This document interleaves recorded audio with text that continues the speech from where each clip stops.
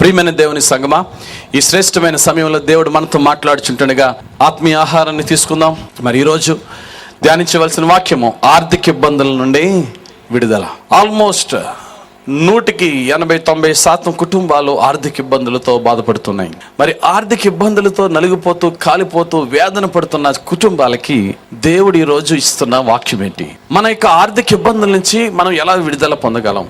ఒక కుటుంబము లేక ఒక వ్యక్తి ఆర్థికంగా చాలా నలిగిపోవడానికి గల రీజన్స్ ఏంటి అనేది మనం చూసినట్లయితే, Bill Clinton, the then president of America, Bill Clinton ఒకసారి టెర్రరిజం గురించి మాట్లాడుతూ ఆయన అన్న మాట, the root cause of terrorism is poverty అన్నాడు. ప్రపంచంలో టెర్రరిస్టులు, ప్రపంచంలో భయంకరమైనటువంటి గొడవలు, నక్సలైట్లు లేకపోతే ఈ టెర్రరిజం ఎన్నళ్ళకి గల మూల కారణం ఏంటండి అని అంటే ఆయన అన్నమాట ఒకటే, పేదరికమే సమస్తమైనటువంటి టెర్రరిజానికి మూల కారణం అని చెప్తూ పావర్టీ గురించి మాట్లాడారు. ఈ రోజుని ఆఫ్రికన్ కంట్రీస్, సొమాలియా లాంటి దేశాలు భయంకరమైన పేదరికం.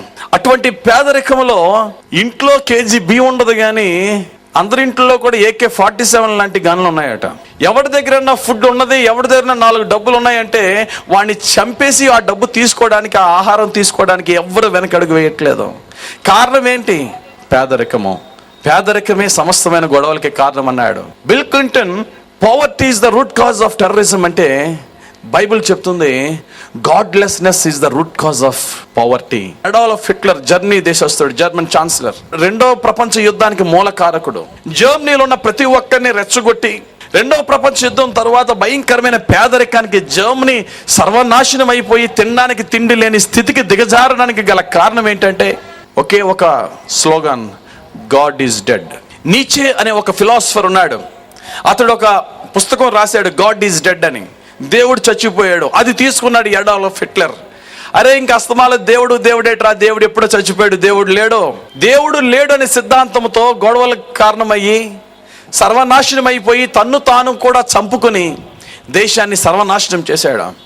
అందుకనే దేవుడైన యెహోవా మోషేతో అంటున్నాడు, మోషే, దేశంలో పేదరికం గల కారణం ఏంటంటే నా ఆజ్ఞలకు మీరు లోబడకపోవడం వల్లే.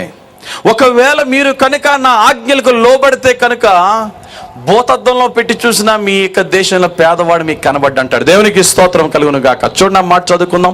ద్వితీయోపదేశకాండం 15వ అధ్యాయం 5వ వచనం. యెహోవా మాటను జాగ్రత్తగా విని ఎడల మీలో బేదలు ఉండనే ఉండరు. మరి దేవుని యొక్క మాటను జాగ్రత్తగా గై కొనకపోవడం వల్లే ఎక్కడ పడితే అక్కడ బేదలు కనబడుతున్నారు. దేవుని వాక్యము ఆనాడు మోషే కాలంలో నెరవేరింది, ఈరోజు మన జీవితంలో నెరవేరుతుంది. తరతరాలు అది నెరవేరవలసిందే. వాక్యం వింటే బేదలు ఉండనే ఉండరంటున్నారు కదండి. అంటే దేవుని వాక్యం వింటే అందరూ మంచిగా రిచ్గా ఉంటారా? అంటే దేవుని వాక్యం వినని వారందరూ కూడా పేదవారు అవుతారా అనే నెక్స్ట్ క్వశ్చన్ మనలోకి వస్తుంది. దేవుని వాక్యం వినకుండా కూడా డబ్బున్న వారు చాలా మంది ఉన్నారు కదండి.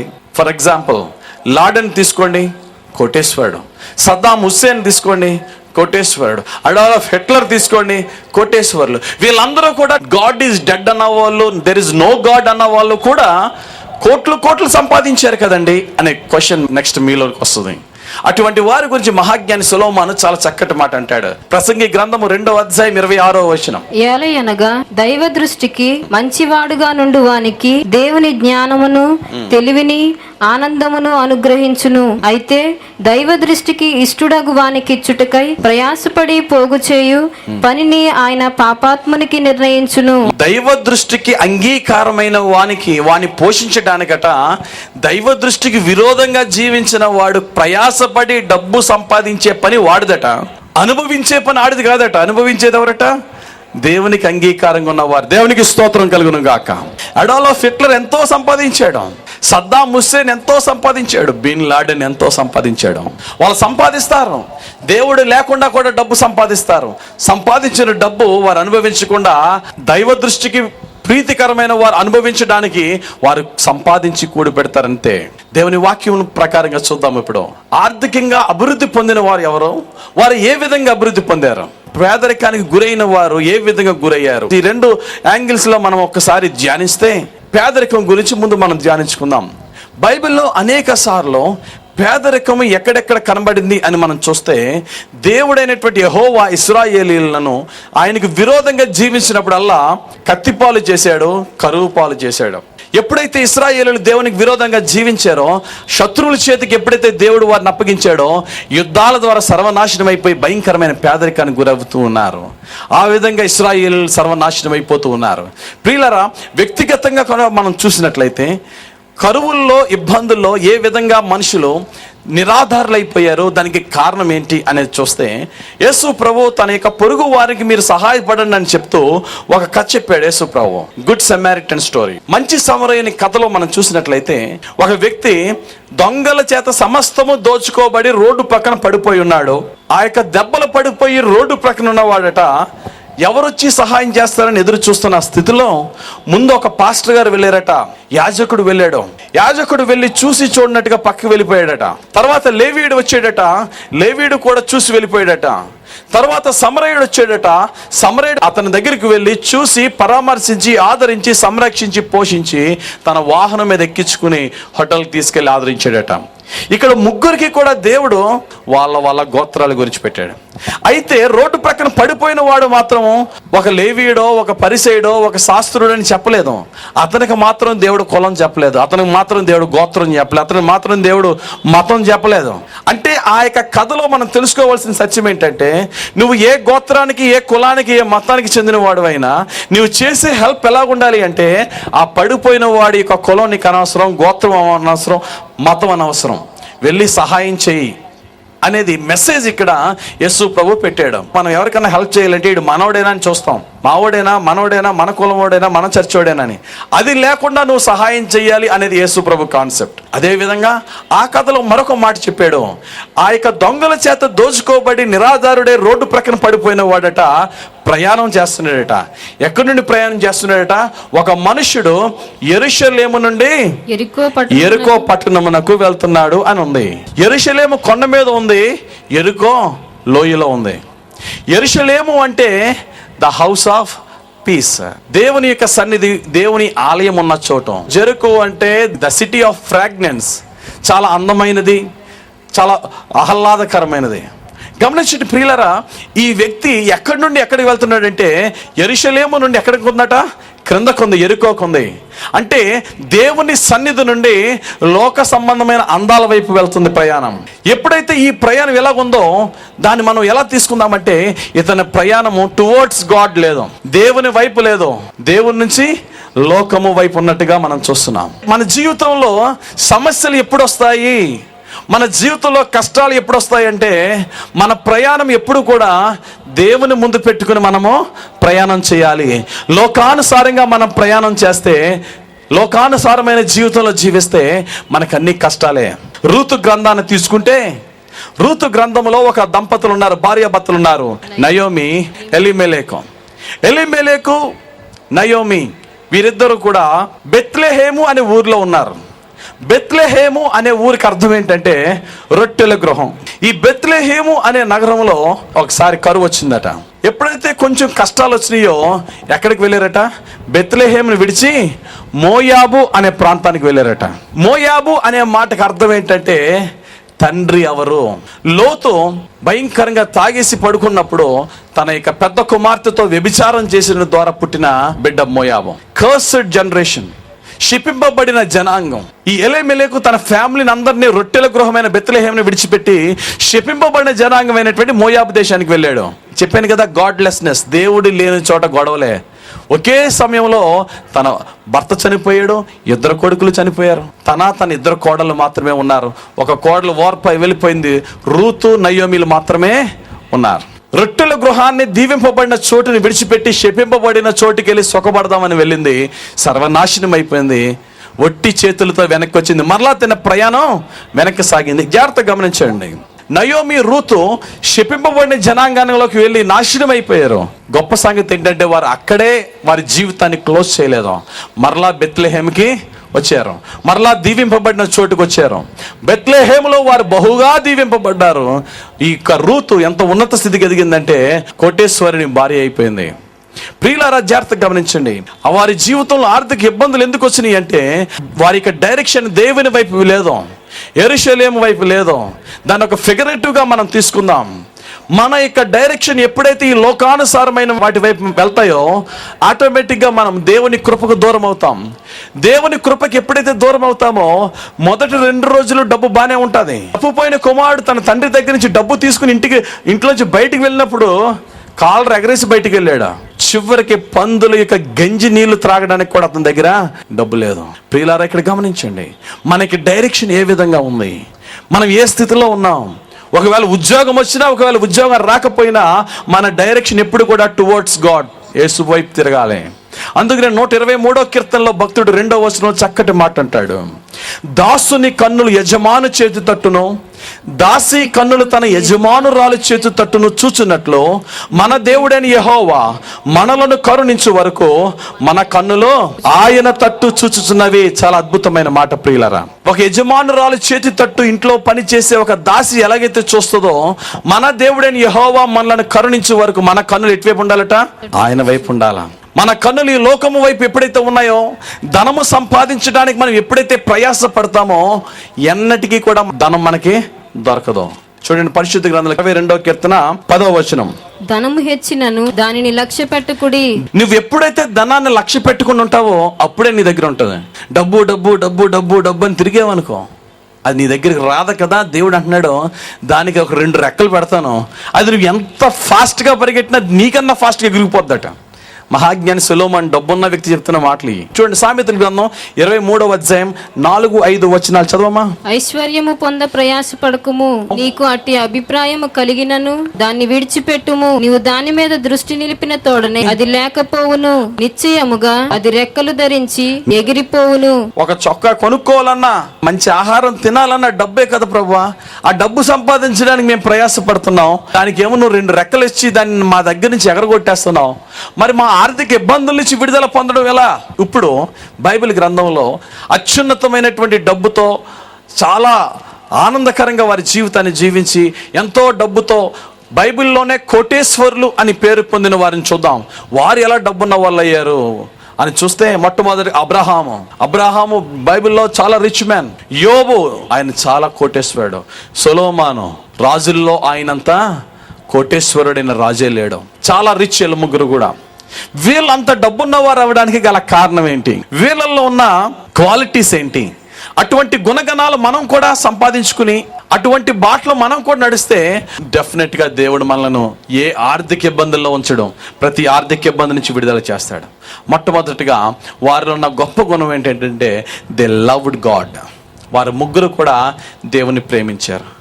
ఎంతగా ప్రేమించారు అంటే వారి సమస్తము పోయినప్పటికీ కూడా దేవుని వారు ప్రేమించారు. మరి ముఖ్యంగా అబ్రహాము, నీ కొడుకు కావాలా నేను కావాలా అనే స్థితికి వచ్చేటప్పటికి నా కొడుకుని నరికేస్తాను, నాకు నువ్వే కావాలి. యోబు 10 మంది పిల్లలు చనిపోయినప్పుడు యోబు, దేవుడు నాకు అన్యాయం చేసాడు అన్నాడా? యెహోవా ఇచ్చాడు, యెహోవాయే తీసుకున్నాడు. ఈవెన్ సొలొమోన్ నీకేం కావాలో కోరుకుంటే తన స్వార్థానికి ఏం అడగలేదు. ప్రభువా జ్ఞానము, ప్రభువా నువ్వు అప్పగించిన బాధ్యత నెరవేర్చాలంటే. వీరందరూ కూడా దేవుని ప్రేమించిన వారు. దేవుని వాక్యం చెప్తుంది, సామెతల గ్రంథము 8వ అధ్యాయం 21వ వచనం, నన్ను ప్రేమించు వారిని ఆస్తికర్తలుగా చేయుదును. దేవునికి స్తోత్రం కలుగును గాక. నన్ను ప్రేమించే వారిని ఆటోమేటిక్గా నేను ప్రేమించేస్తున్నాను. నువ్వు నన్ను ప్రేమించకపోయినా ప్రేమించేస్తున్నాను నేను. అటువంటిది నువ్వే నన్ను ప్రేమిస్తున్నప్పుడు, భూమి ఆకాశం సృష్టించి ఎంత సమస్తమైనటువంటి డబ్బు నా చేతిలో ఉన్నప్పుడు నన్ను ప్రేమించిన వారిని అడుక్కునే స్థితిలో నేను పెట్టను. నన్ను ప్రేమించు వారిని అప్పుల్లో నాశనం అయిపోయే స్థితిలో నేను పెట్టను. నన్ను ప్రేమించు వారిని ఆస్తికర్తలుగా చేస్తా. నువ్వు నిజంగా నన్ను ప్రేమిస్తున్నావా? ఐ లవ్ యూ జీసస్ కాదు ప్రేమించడం అంటే. యోహాను భక్తుడు దానికి ఒక డెఫినేషన్ ఇచ్చాడు. దేవుని ప్రేమించడం అంటే ఏంటట? ఆయన ఆజ్ఞలను పాటించుటయే దేవుని ప్రేమించుట. ఆయన వాక్య ప్రకారం నడుచుటయే దేవుని ప్రేమించుట. దేవుణ్ణి ప్రేమించే వారికి దేవుడిచ్చే బహుమానం ఏంటంటే వారిని నేను ఆస్తికర్తలుగా చేస్తానని దేవుడు చెప్తున్నాడు. కాబట్టి వీరు దేవుణ్ణి ప్రేమించారు మొట్టమొదటిగా. రెండవది చాలా ఇంపార్టెంట్ ఏంటంటే, వీళ్ళ ముగ్గురులో ఎవ్వరు కూడా డబ్బు బాగా సంపాదించి ధనవంతులు అయిపోవడానికి ఒక్కరు కూడా ప్రయాస పడలేదు. వీళ్ళెవరు కూడా నేను ఎలాగన్నా కోటేశ్వరుని అవ్వాలా అనే ఆశ వీరిలో లేదు. అందుకనే దేవుని వాక్యం చెప్తుంది, కీర్తనకారుడు అంటాడు 119వ కీర్తన 36వ వచనంలో, లోభము తట్టు కాక నీ శాసనముల తట్టు నా హృదయం త్రిప్పుము. మనందరికీ డబ్బు కావాలి, కరెక్టే. డబ్బు కావాలని చెప్పి బ్యాంకుల చుట్టూరు, డబ్బు కావాలని చెప్పి డబ్బున్న వాళ్ళ చుట్టూరు, రాజకీయ నాయకుల చుట్టూ తిరిగితే మన చెప్పులు అరిగిపోతాయి కానీ డబ్బులు రావు. ధనవంతులు అయిపోవడానికి ఆతురపడద్దు, అది మంచి పద్ధతి కాదు. అందుకనే మహాజ్ఞాని సొలొమోను అంటాడు సామెతల గ్రంథము 28:20 నమ్మకమైన వానికి దీవెనలు మెండుగా కలుగును, ధనవంతుడగుటకు ఆతురపడువాడు శిక్షనందకపోడు. ఏమండి, ధనవంతులు అవ్వడానికి ప్రయాసపడితే తప్ప అండి? తప్పే. నీకు ఏం కావాలో నీ నీడ్ కొరకు నువ్వు ప్రయాసపడు, నీ అవసరత కొరకు ప్రయాసపడు. నేను అర్జెంటుగా ధనవంతుడిని అయిపోవాలా, నేను అర్జెంటుగా కోటేశ్వరుని అయిపోవాలా అనే ఆ యొక్క ఆశ ఉందే, ఆ ఆశ నీ ద్వారా నా ద్వారా ప్రతి పాపానికి అదే మూల కారణం అంటాడు. అందుకనే భక్తుడైన పౌలు తన ఆత్మీయ కుమారుడైన తిమోతితో ఒక చక్కటి మాట అంటాడు. తిమోతికి రాసిన 1వ పత్రిక 6:9 మనం చూసినట్లయితే, ధనవంతులగుటకు అపేక్షించువారు శోధనలోను ఉరిలోను అవివేకయుక్తములను హానికరములైన అనేక దురాశలలోను పడుదురు. అట్టివి మనుషులను నష్టములోను నాశనములోను ముంచివేయును. ఎందుకనగా ధనాపేక్ష సమస్తమైన కీడులకు మూలము. దేవునికి స్తోత్రం కలుగుగాక. ధనాపేక్ష సమస్తమైనటువంటి కీడులకు మూలం. ఈ ధనాపేక్ష ఎవరిలో ఉన్నది అనే కాకుండా ఎవరిలో లేదు అనేది మనం ప్రశ్నించుకోవాలి. ప్రతి ప్రొఫెషన్లో, ప్రతి ఉద్యోగంలో, ప్రతి దాంట్లో ధనాపేక్ష కలిగిన వారిని మనం చూస్తున్నాం. అందుకనే భక్తుడైన పౌలు తన ఆత్మీయ కుమారుడైన తిమోతితో చెప్తున్నాడు, జాగ్రత్త, అందులో నువ్వు పడొద్దు. కొందరు దానిని ఆశించి విశ్వాసము నుండి తొలగిపోయి అసలైంది పోతుందయ్యా. అందుకనే దేవుడు ఏమన్నాడంటే మత్తయి సువార్త 13:22 ముండ్ల పొదలలో విత్తబడిన వాక్యము వినువాడే గాని ఐహిక విచారమును ధనమోసమును ఆ వాక్యమును అణిచివేయును గనుక వాడు నిష్ఫలుడవును. పౌలు గారు ఏం చెప్తారు? విశ్వాసము పోద్దట ధనాపేక్ష ఉంటే, విత్తబడిన వాక్యము వేస్ట్ అయిపోద్దట ధనాపేక్ష ఉంటే. ధనాపేక్ష సమస్తమైన కీడుకి కారణం. ఒక మర్డర్ జరిగిందంటే ధనాపేక్ష వల్ల, కన్న తండ్రిని చంపేసేయడంటే ధనాపేక్ష వల్ల. ప్రతి దానికి ధనాపేక్ష. డబ్బులు కావాలని ఆశించడం తప్పులేదు, కానీ ఆ డబ్బులు కొరకు మనం రకరకాలుగా మన నైతిక విలువలను పోగొట్టుకుని దేవునికి దూరం అయిపోవడం అనేది చాలా ఘోరమైనది. దేవుడు అందుకనే చెప్తున్నాడు, లూకాసు వార్త 12:15 చెప్తున్నాడు, ఒకని కలిమి విస్తరించుట వాని జీవనమునకు మూలము కాదనెను. ఒక లైఫ్ లో కొన్ని టార్గెట్స్ పెట్టుకుంటాడు, ఎలాగన్నా ఆ కారు కొనాలి, ఎలాగన్నా ఆ బిల్డింగ్ కట్టాలి. దేవుడు అంటున్నాడు, నీ జీవితానికి మూలం అది కాదయ్యా. నీ జీవితానికి మూలం అదే అయితే డెఫినెట్ గా నువ్వు రీచ్ అవుతావు గోల్. ఏ బిల్డింగ్ అయితే డ్రీమ్ చేసావు ఆ బిల్డింగ్ కట్టేసుకుంటావు. నువ్వు కావాల్సి నువ్వు సంపాదించుకుంటావు కానీ నువ్వు అనుభవించవు. కాబట్టి అబ్రహాంలోను కానీ, యోబులో కానీ, సొలొమోనులో కానీ వారు అంత ధనవంతులు అవడానికి గల కారణం ఏంటంటే, మొట్టమొదటిగా వారు దేవుని ప్రేమించారు. అంతేకాదు వారు ధనవంతులు అవడానికి ఆతురత లేదు. ఎప్పుడు హెచ్చిస్తే అప్పుడు హెచ్చించేలాగా దేవుని కొరకు ఎదురు చూశారు. వీరిలో 3వ ముఖ్యమైన గుణం ఏంటంటే నీతి మార్గాన్ని నడిచారు, రైచియస్ వేలో జీవించారు. భక్తుడైనటువంటి దావీదు తన లైఫ్ టైం అంతా కూడా తెలుసుకున్న ఒక సత్యాన్ని చెప్తున్నాడు. నేను ఒకప్పుడు చిన్నవాడినై ఉంటిని, ఇప్పుడు ముసలివాడినై ఉన్నాను. అయినను నీతిమంతులు విడవబోట గాని వారి సంతానము భిక్షమెత్తుట గాని నేను చూచి ఉండలేదు అని కీర్తనలో 37వ కీర్తన 16వ చెప్తున్నాడు. కోటేశ్వరుని పిల్లలు కూడా కూటికి లేని అవుతారేమో, కానీ నీతిమంతుల పిల్లలు మాత్రం భిక్షమెత్తే స్థితిలో ఎట్టి పరిస్థితుల్లో ఉండరని దేవునికి వాక్యం చెప్తుంది. కాబట్టి మన జీవితంలో ఎంత సంపాదించమని ప్రశ్న కాదు, కానీ సంపాదించిన దాంట్లో ఎంత నీతిగా ఉన్నామా. మహాజ్ఞాని సొలొమోను అంటాడు సామెతల గ్రంథం 15:6 నీతిమంతుల ఇల్లు గొప్ప ధననిధి.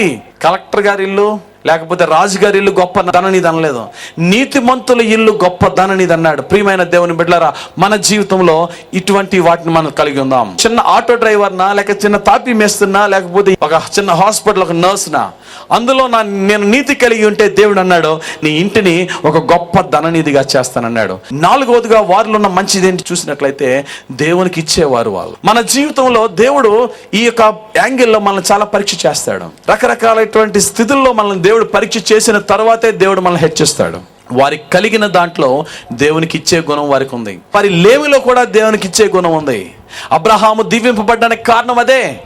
అసలు బైబిల్ గ్రంథంలో మొట్టమొదటిగా దశంభాగాలు తీయాలి అనే సత్యాన్ని చెప్పింది అబ్రహామే. ఎప్పుడైతే అబ్రహాము దైవ సేవకునికి దశంభాగం ఇచ్చిన తర్వాత అనేక రెట్లు హెచ్చింపబడ్డాడో, మా తాత ఈ విధంగా హెచ్చింపబడ్డా అని చాలా యుక్తిగా తెలివైన వాడు ఎవరండి?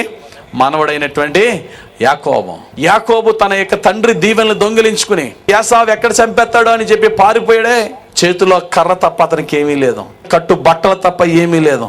ఒకానొక సమయంలో లూజు అనే పట్టణంలో అతడు దేవుని దర్శనం పొందిన తర్వాత దేవునికి ప్రార్థన చేస్తున్నాడు, ప్రభువా నేను వెళ్తున్న ప్రదేశంలో అక్కడికి వెళ్ళిన తర్వాత తినడానికి తిండి, కట్టుకోవడానికి బట్ట కనుక నువ్వు ఇచ్చినట్లయితే నా జీవిత కాలం నువ్వు నాకు ఇచ్చిన ప్రతి దాంట్లో కూడా దశం భాగం నీకు ఇచ్చేస్తాను. దేవునికి స్తోత్రం కలుగును గాక. అలాగే యాకోబు దేవునికి ఇచ్చే కొలది దేవుడు ఇంకనూ యాకోబుని హెచ్చించాడు. ప్రియమైన దేవుని సంగమా, మన యొక్క బలహీనత ఏంటంటే నేను మంచిగా సెటిల్ అయిన తర్వాత దేవునికి ఇస్తాను.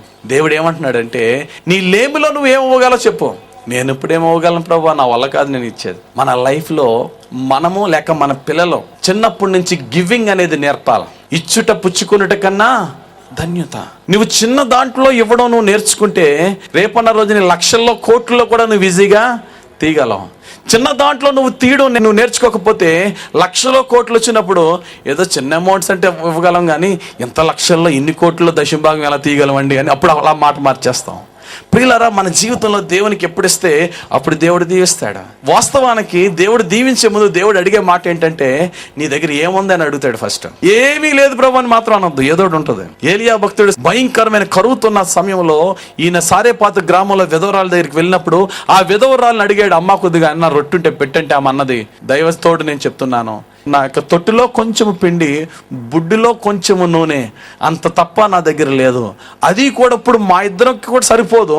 ఆ కొంచెం తిన్న తర్వాత మేము చచ్చిపోవడం, నెక్స్ట్ మీల్కి మాకు బ్రెడ్ లేదయ్యా. ఇది నా దీనస్థితి, కాస్త అర్థం చేసుకో అన్నది. దానికి ఇచ్చిన రిప్లై ఏంటి తెలుసా?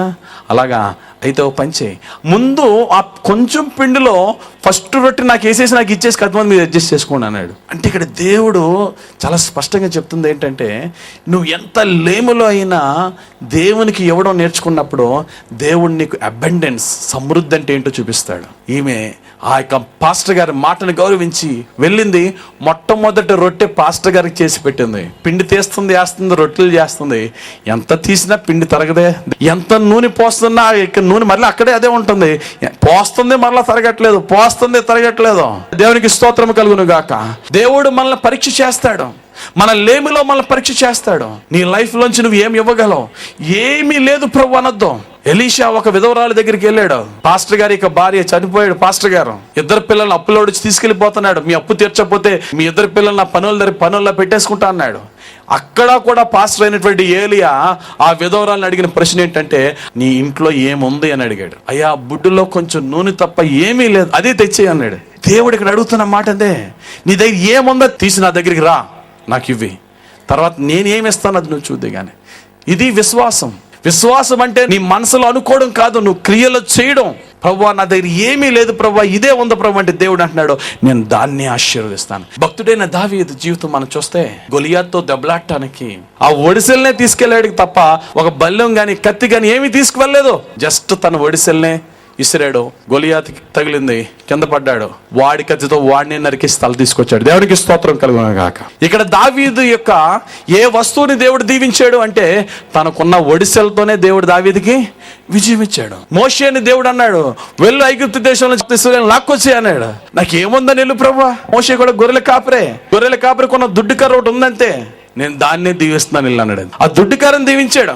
అది ఏం చేసింది? ఆ కర్ర AK-47 కన్నా బలమైన కార్యాలు చేసింది. దేవునికి స్తోత్రం కలుగును గాక. ప్రియులారా, దేవుడు ఈ రోజు నీతో నాతో చెప్పేది ఏంటంటే నీకేమున్నదో అదే ఇవ్వి. కర్ర ఉంటే కర్రువి, పొల్లుంటే పుల్లువి, తాడుంటే తాడే ఇవ్వి. కాబట్టి దేవుడు నిన్ను అడిగేది ఏంటంటే నా నుంచి నీకు అత్యున్నతమైన దీవెన రావాలంటే నీకేమున్నదో అది నాకు ఇవ్వి, నేను దాన్ని దీవిస్తాను, నేను దాన్ని హెచ్చిస్తాను. దాని ద్వారా నీవు ఎక్కలేనంత ఎత్తైన కొండపైకి నేను నిన్ను ఎక్కిస్తానని దేవుడు చెప్తున్నాడు. చివరిగా 4వది మనం చూసినట్లయితే ఈ యొక్క దైవ సేవకులు హెచ్చింపబడ్డానికి గల కారణం హార్డ్ వర్కర్స్ ని దేవుడు దీవించాడు. కష్టపడి పనిచేసే వారిని దేవుడు దీవించాడు. దేవుడు ఎన్నుకున్న ప్రజల్ని ఎవరినైనా చూడండి, సోమరుల్లో ఒక్కరిని కూడా దేవుడు ఎన్నుకోలేదు. పేతురుని ఎన్నుకోవడానికి పేతురు గారిలో 2 క్వాలిఫికేషన్స్ చెప్తున్నాను. పేతురులో ఆయనలో ఉన్న మొట్టమొదటిది హార్డ్ వర్కర్. ఆయన హార్డ్ వర్కర్ అని ఎలా తెలిసింది? రాత్రంతా కష్టపడ్డాడు, ఒక్క చేప కూడా పడలేదు. అది నచ్చింది యేసుప్రభుకి. 2వ క్వాలిఫికేషన్ ఏంటంటే పడవ గట్టు దగ్గరికి వచ్చేసిన తర్వాత చేపలు పట్టుకునే జాలర్లో చేపలు పడకపోయినా వాళ్ళంతా నాచుతో నిండిపోద్ది. ఆ నాచు వాళ్ళంతటిని కూడా ఏం చేస్తారు? వీళ్ళు శుభ్రంగా కడుక్కుంటారు. వల శుభ్రంగా కడిగేశాడు, మళ్ళీ ఇప్పుడు వెళ్ళి అక్కడే వలయ అన్నాడు. పేతురు అన్నాడు, ప్రభువా రాత్రంతా వేసాను ప్రభువా, అయినప్పటికీ నువ్వు చెప్పావు కాబట్టి మళ్ళీ వేస్తాను. దేవునికి స్తోత్రం కలుగును గాక. ఆయనలో ఉన్న రెండో క్వాలిఫికేషన్, ఒకటి హార్డ్ వర్కర్, కష్టజీవి. రెండో దేవునికి లోబడేవాడు. నీ జీవితంలో నా జీవితంలో క్వాలిఫికేషన్ అక్కర్లేదు కదా. హోటల్లో కప్పులు తుడుచుకున్నా, రోడ్లు తుడుచుకున్నా ఏం పర్వాలేదు. దేవుడు హెచ్చిస్తాడు ఎప్పుడో కష్టపడితే, ఎప్పుడో లోబడితే. నువ్వు లోబడకుండా, నువ్వు కష్టపడకుండా, నువ్వు దేవుని యొక్క ఆశీర్వాదాన్ని, డబ్బుని నువ్వు ఆశించితే తప్పు. దేవుని వాక్యం చెప్తుంది, పనివాడు జీతానికి పాత్రుడు. నువ్వు కష్టపడవు కానీ నీకు డబ్బు వచ్చేయాలంటే అది దేవునికి ఇష్టం లేనిది, దేవునికి వ్యతిరేకమైనది అనే సత్యాన్ని మనం గమనించాలి. ఎలీషాని దేవుడు ఎన్నుకున్నాడు. ఎలాగ ఎన్నుకున్నాడు ఎలీషాని? ఏలియాకి ఎలీషా అంటే ఎవరో తెలియదు. వెళ్ళేటప్పటికి ఎలీషా ఏం చేస్తున్నాడట? 12 పరకలు భూమిని దున్నేస్తున్నాడు. ఒక్కడే కష్టపడి దున్నేస్తున్నాడు. చాలు, నాకు ఆ క్వాలిఫికేషన్ చాలు. ఫస్ట్ క్వాలిఫికేషన్ కష్టపడ్డాడు. 2 ఒబే. నన్ను వెంబడించి అన్న వెంటనే ఏం చేసాడు ఎలీషా? ఏ ఎడ్ల బండితో పొలాన్ని దున్నాడో అదే ఎడ్ల బండిని బలిపీఠంగా మార్చేశాడు. దేవునికి స్తోత్రం కలుగును గాక. నిన్ను నన్ను కూడా దేవుడు పెద్దగా హెచ్చిస్తాడు. చాలా మందిలో ఉన్న మెయిన్ మాటలు ఇదే, నా క్వాలిఫికేషన్ లేదండి లేకపోతేనా అంటారు. నీ క్వాలిఫికేషన్ ఉన్నదా లేదా కాదు, నువ్వు కష్టపడట్లేదు, నువ్వు దేవునికి ఒబే అవ్వట్లేదు. దేవుని వైపు చూడు. ప్రియమైన దేవుని సంగమా, నీవు దేవుని నమ్ముకొని దేవుని మీద ఆధారపడితే 24 అవర్స్లో దేవుడు నీ జీవితాన్ని, నా జీవితాన్ని మార్చగలడు. షోమ్రోని కరువు ఎటువంటి కరువు అట? పిల్లలను కోసుకుని తినే కరువు. ఆ టైంలో రాత్రి కాడ ఎలీషా ప్రవచిస్తున్నాడు, రేపు ఈ టయానికి తిరగకుండా సమృద్ధి గల ఫుడ్ ఉంటుంది అన్నాడు. ఏ మాట అయితే ప్రవక్త చెప్పాడో, ప్రవక్త చెప్పిన మాట అయిపోయిన వెంటనే రాజు ఎవరి చేతి మీద ఆనుకున్నాడు అతను అంటాడు, ఆకాశ వాకిళ్ళు తెరిచినా సరే అది అవ్వడం అసాధ్యం అన్నాడు. ప్రవక్త చెప్తున్నాడు, నువ్వు చూస్తావు కానీ నువ్వు తినవరా, నువ్వు అనుభవించమని చెప్తాడు. 24 అవర్స్ తిరగకుండా. ఏ సిరియన్లు అయితే ఇశ్రాయేలు చుట్టూరు కంచి వేశారో, దేవుడు రాత్రి కాడు ఉరుములు మెరుపులు శబ్దాలు ఆ సిరియన్లకు వినిపింప చేసి వారిని పారిపోచేసి వారి ఆహారం వీరికి పెట్టి 24 అవర్స్లో వారి లైఫ్ మారిపోయింది. ఇది సాధ్యమా అన్నారు. దేవుని యొక్క మాట మనం తెలుసుకోవాల్సింది ఏంటంటే, you have to believe first. నేను నీ పట్ల కార్యం చేస్తానని నమ్ము. నమ్మకపోతే చాలా శిక్ష. ఆ రాజుగారి పక్కన ఉన్నవాడు ఎలీషా అంటున్నాడు, పిల్లలు కోసుకుని తినేసే స్థితిలో ఇప్పుడు ఉన్నావా? 24 గంటలు తిరగకుండా ఎవడికి పడితే అడిగి ఆహారం సమృద్ధి అయిపోయి మిగిలిపోద్దా? ఇది సాధ్యమేనా అని చెప్పి దైవ సేవకుడిని చులకనగా మాట్లాడాడు. దైవ సేవకుడు అంటాడు, వస్తుంది, ప్రజలు తింటారు, నువ్వు చూస్తావు కానీ తినవరా అంటాడు. అతడు చూశాడు, అతను తొక్కిసలాటలో అతడు చచ్చిపోయాడు. ప్రియులరా, నీ జీవితం, నా జీవితం కూడా దేవుడు హెచ్చిస్తాడు. అది నీ ఆశీర్వాదం. నీకు కావలసిన దేవుని ఎంతో దూరంగా లేదు. నీవు కొన్ని కష్టాల్లో ఉన్నప్పుడు, ప్రభువా అప్పుల బాధతో, అప్పులోడు తలుపు కొడితే, అప్పులోడు ఫోన్ రింగ్ అవుతే భయం వేస్తుంది ప్రభు అన్నప్పుడు దేవుడు అంటున్నాడు, అందులో నీ విశ్వాసాన్ని కాపాడుకో. దేవుని వాక్యం చెప్తుంది, బంధకములలో ఉండి కూడా నిరీక్షణ గలవారులారా మీ కోటలకు ప్రవేశించుడి, 2 అంతుల మేలు నేను మీకు చేస్తాను. దేవునికి స్తోత్రం కలుగును గాక. అప్పుల్లో ఉండి, ఊబుల్లో ఉండి నన్ను అందులోంచి బయటికి తీసేవాడు ఎవడు లేడనే సమయంలో కూడా దేవుడు నీకు ఇస్తున్న వాగ్దానం, నేను నిన్ను విడుదల చేస్తాను. 31వ కీర్తన 19వ వచనంలో, ఆయన యందు భయభక్తులు గల వారి నిమిత్తము, నరుల ఎదుట తన్ను మహిమపరచు వారి నిమిత్తము ఆయన సిద్ధపరిచిన మేలు ఎంతో గొప్పది. అందుకనే పౌలు గారు అంటారు, కొరింథీయులకు రాసిన మొదటి పత్రిక 2వ అధ్యాయం 9వ వచనంలో, ఆయన భక్తుల నిమిత్తము ఆయన దాచి ఉంచి కార్యాలట కంటికి కనబడవు, చెవులకి వినబడవు, హృదయానికి అగోచరము, అది ఎక్కడో ఉండదు, నీ ప్రక్కనే ఉంటది. దేవుడు తగిన సమయం కొరకు ఎదురు చూస్తున్నాడు. నీ ప్రార్థనని, నీ విశ్వాసాన్ని ఆయన చూస్తున్నాడు. ఆయన ఎటువంటి వారిని హెచ్చించే దేవుడు. 113వ కీర్తన 7-8 వచనంలో, ఆయన నేల నుండి దరిద్రులను, పెంట కుప్పల మీద ఉన్న దీనులను పైకెత్తువాడు. నీవు పెంట కుప్పల మీద ఉన్న స్థితిలో, పేద స్థితిలో ఉన్నా, అకాడమిక్ క్వాలిఫికేషన్ కానీ ఎటువంటి క్రెడెన్షియాలిటీ ఏమీ లేకపోయినా, మనలో ఏమి గొప్పతనం ఏమీ లేకపోయినా, దేవుని మీద ఆధారపడి ఉన్న దాంట్లో నువ్వు కష్టపడి లేమిలో దేవునికి ఇచ్చి దేవుని వైపు నువ్వు ఎదురు చూస్తే దేవుడు అంటున్నాడు, లేమి లేకుండా మాత్రం నేను నిన్ను ఉంచుతానని చెప్తున్నాడు. దేవునికి స్తోత్రం. కాబట్టి ప్రియులారా, మనం కూడా దేవుడిని అడుగుదాం, ప్రభువా నన్ను కోటేశ్వరం చేయమనట్లేదు కానీ నా అప్పులు తీర్చు ప్రభువా. నా అప్పులకి కారణం నా పాపాలే, లేక నా తప్పులే, లేక నా కుటుంబంలో కొన్ని పొరపాట్లే. ఇదిగో నీ వాక్యం విన్నాను, యెరూషలేము నుంచి ఎరికోకి వెళ్ళిపోయేవాడుగా కాకుండా ఎరికో నుంచి యెరూషలేముకి వెళ్ళేవాడుగా నేను ప్రయాణం చేస్తున్నాను ఈ రోజు నుంచి. నా జీవితంలో నన్ను హెచ్చించి ప్రభు అని చిన్న ప్రార్థన చేద్దాం. దేవుడు నీ జీవితంలో ఏ ఊబులు ఉన్నావో ఆ ఊబులోంచి పైకి లేపి, ఏ బంధకాలు ఉన్నావో ఆ బంధకాలని తెంపివేసి నీకు అద్భుతమైనటువంటి విడుదల కలుగజేయును గాక. ఆమేన్. కళ్ళు మూసుకోండి, చిన్న ప్రార్థన చేద్దాం. ఏమైనా యేసయ్యా, మమ్మల్ని పిలిచిన నీవు నమ్మదగిన వాడో నాయనా. ఎందరైతే ఆర్థిక ఇబ్బందులతో నలిగిపోతున్నారో ఇప్పుడే వారి జీవితాల్లో నీ కార్యం చేయండి. యేసుక్రీస్తు వారి శ్రేష్ఠ నామములో ప్రార్థించి వేడుకొనుచున్నాను, పరమందాసీనుడు అయిన మా పరమ తండ్రి. ఆమేన్. God bless you. దేవుడు మిమ్మల్ని బహుగా దీవించుగాక. రండి, అద్భుతమైన దేవుని వాక్యం వినండి. నీ వాక్యమే నన్ను అభిషేకించును ఉజ్జీవ మహోత్సవములు. నీ వాక్యమే నన్ను అభిషేకించును ఉజ్జీవ మహోత్సవములు. తేదీలు జూన్ 23, 24, 25 తేదీలలో అనగా మంగళ, బుధ, గురువారములలో ప్రతిరోజు సాయంత్రం 6 గంటలకు. వాక్యోపదేశకులు, ఆత్మీయ ఆహారం టీవీ వర్తమానికులు pastor K. Joseph Edwards garu. స్థలం school grounds, Mercy Colony, Kontamuru, Rajahmundry. Krupal Mohan మరియు సాయిలన్నల అద్భుతమైన స్తుతి ఆరాధన జరుగును. ప్రేమతో ఆహ్వానించువారు జీసస్ ప్రేయర్ హౌస్ సంఘ విశ్వాసులు. వివరములకు 9160378881.